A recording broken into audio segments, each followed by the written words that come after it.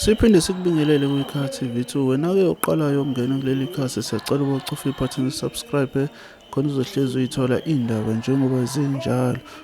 Umholi we-MK Youth League uvale ngenkulumo enohlonze kakhulu lapho bethi kukhuluma khona ukuthi imfundo ayibe mahhala kuzona zonke izikhungo zokufunda, abayenze ibe mahhala. Awukumuseke ezikhulumela yena. Also to see youth leaders deployed. Akusho ukuthi njengoba sikhuluma abantu abamnyama, we don't have the capacity of becoming mayors. We don't have the capacity of becoming councillors.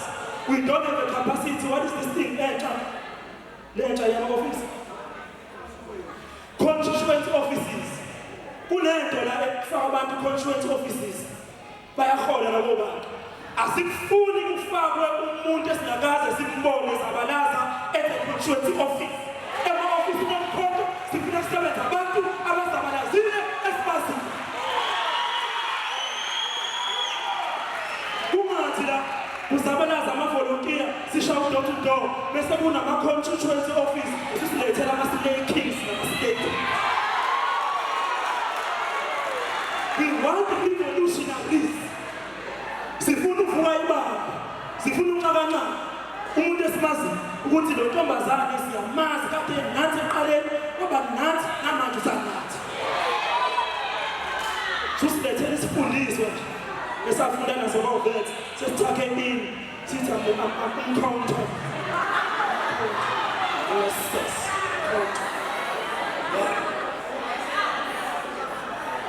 Encounter. Encounter. Very well to have. Comrades, we must eat with those who have starved with. Uma sekuphuma ikhundlana lezi ephumayo eqenjini, ama-volunteer ombutho awanikwe i-chance nawo angene. Umuntu wazalana ukudoctor ehlupho. Comrades, angibi namuntu ngikhuluma iqiniso njengoba linjalo. Kagogo kwa-ANC kwakufike kuzabalaza ama-volunteer uma sekuyongenwa emandleni kungene ama-slay king ama-slay queen. Leyo nto la emkhontweni asiyifuni. We must eat with those who have starved with. So kuma-constituent officer ngiyazi le constituent kodwa sifuna amagerilla and i-youth league if i-slay now i-youth league must go and visit that office and say we are here to ask, who are you? Who brought you here? Then you go to the person. Because that comrades were all unemployed. Our majority is unemployed. Kodwa ngoba sithanda iqembu nokuthi sithanda ukuthi ngelinye ilanga sizophila sonke impilo engcono sila emzabalazweni. Kodwa manje lophuthuka le nto encane iphalisha encane nathi cela lesiphakele. Sezwana comrades. Youth leaders must be in the forefront. Because there's no revolution without the youth league. Comrades, nationalization of minds is going to be achieved in our lifetime. Free education must be achieved in our lifetime. In all campuses, we want free education. Also, comrades, we are saying abantu abafunde ema-universities nasema-college abangayitholi itifiketi zabo, i-youth league must be in the forefront ukuthi noma ukweleta, you must get your certificate so that you can get employment and apply and be able to feed your family. Ngizofunda ngihluleke ukukhokha kodwa uthi ufuna ngikhokhe uze ngithole isitifiketi kodwa uyangazi ukuthi mina anginayo imali yokukhokha. Ngidinga ukuthola umsebenzi, nginika isitifiketi ngithole umsebenzi khona ngizokukhokhela isikweletu engikweleta kusona. We want free education. Sithi imfundo ayibe for free. Why? imfundo ibe for free. UMandela wathi eqeda ukuphuma ejele campaign ngo-94 wathi education can be used as a tool to liberate the poor. But mabengena emandleni, they made education too expensive.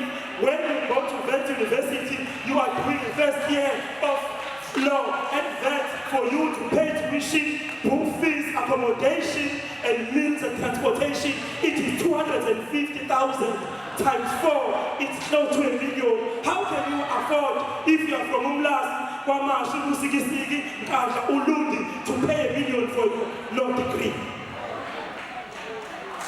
So it means the rich will get more richer, and the poor will get more poor.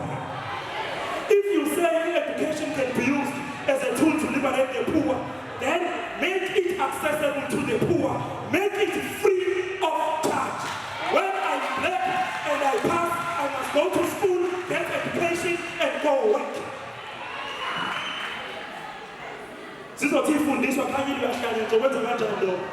You must pass a free education tax. You tax the rich and fund the poor. Simple, there's no scientific process there. But comrades, we are saying this because we believe, comrades, umina ngaphakathi ngiyakholelwa comrades ukuthi one day all of us we shall be fine. One day, comrades, ngiyakholelwa ukuthi ngelinye ilanga umuntu omnyama uzokhululeka ezweni lakhe. Wonke umuntu oseningizimu ne-Afrika onebala elingconywana kunelethu uphila kangcono. AmaNdiya awosekela ngomnotho wabelungu. AmaNdiya asekela abelungu. Itheku elamaNdiya. AmaNdiya azanithengela ikipa mangazi. Banifakele nopetroli. Ubone le ikipa lezi elithola ngala manje ithola thole ithengwe eIndiya. Akayena ngisho umkhonto unemali eningi lahlile. Abelungu bahlala emhlaba. Yonke into enhle ese-South Africa eyomlungu. Imoto efikayo ithola khona qha. Ama-restaurant amakhulu esingawahambi ibona abagcwele. Lama-mall akhona la around Umlazi aonwa ibona kodwa akaze ayibone Umlazi ngamehlo. Comrades, I'm saying this, comrades, because when you go to Russia, Russians are free. You can't find a black person on top of a Russian person in Russia. When you go to Germany, Germans are free. You can't find a Germany when you have a black person on top of a Germany. When you go to England, English people are free. You can't find black people on top of the English people in England.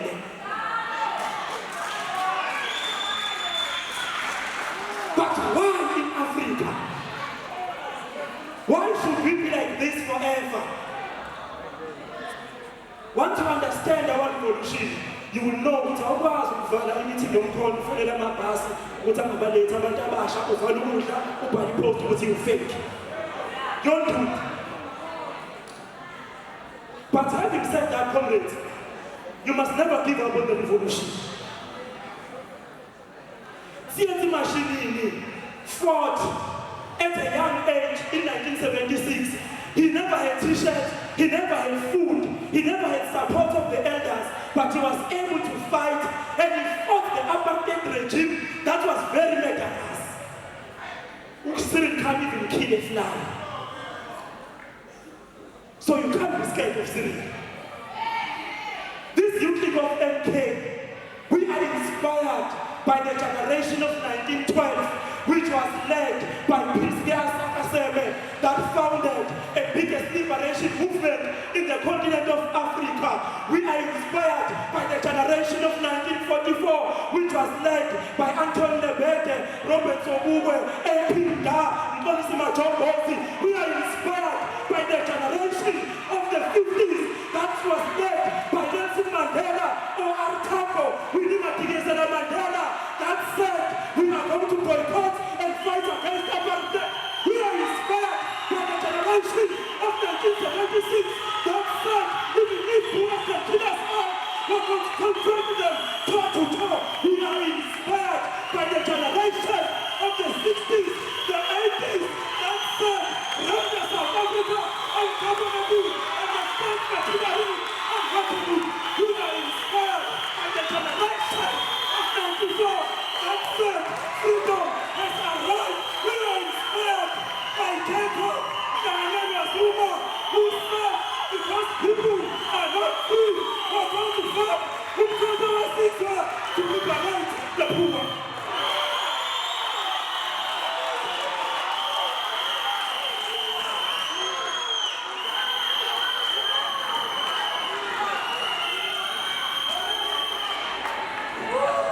comrades, one day all of us, we shall be fine. All of us.